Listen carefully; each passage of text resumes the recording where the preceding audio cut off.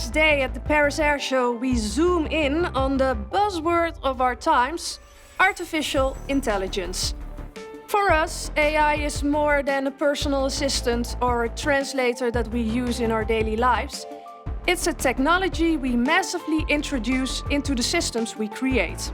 At Thales, we work with AI to take our technology to the next level.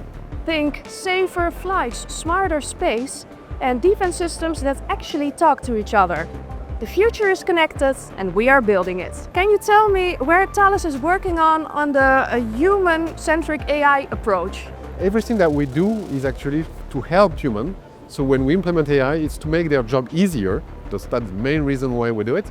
And then also when we talk about human help, it's also to make sure that everything we do in AI remains under human control.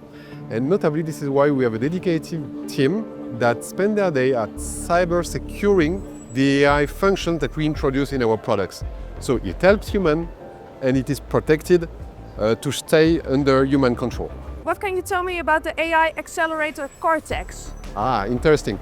Cortex actually it's the leading AI research center in Europe. It's more than 800 people this year.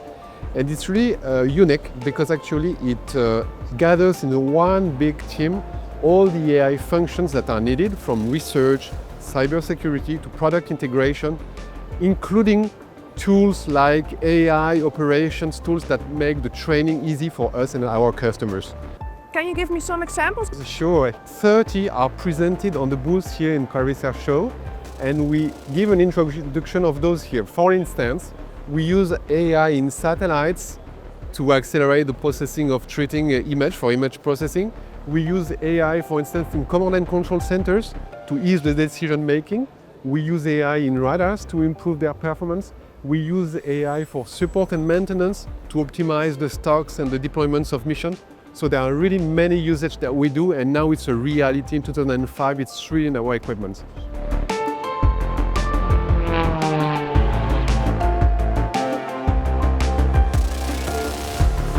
This concludes our reporting from Le Bourget during the 55th edition of the Paris Air Show.